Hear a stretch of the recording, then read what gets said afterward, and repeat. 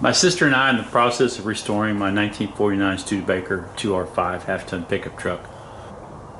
And today I just wanted to talk about removing the vent window from this driver's door that came off of our 49 2R10 parts truck.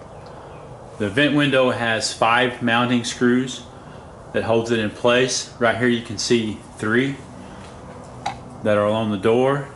Number 4 and number 5 are found in the window frame itself, and they're actually hidden by the seal of the vent windows. Here's an example of the vent window from my project truck. It still has the rubber seals in place on the vent window, but what you can also see is that this one has actually access holes in the rubber seal that allow you to get to that number 4, number 5 screw holding the vent window in place. And so now we've removed all 5 screws. There's the 3 from the door,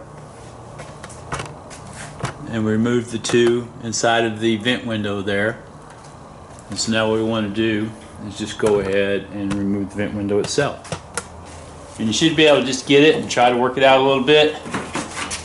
May have to take a screwdriver because this whole system here comes out.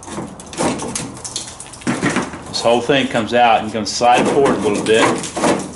And then you'll notice in here there's kind of like a hole in there, and that's really there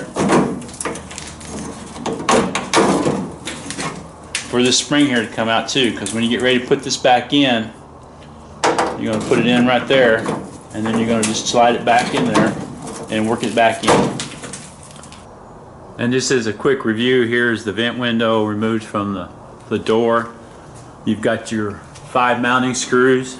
You got these 3 here that are lined up with these mounting points on the vent window. And then you have your 2 mounting points down here on this, and there's the 2 screws for that. And so hopefully this will help somebody else out there. Thank you very much, and bye.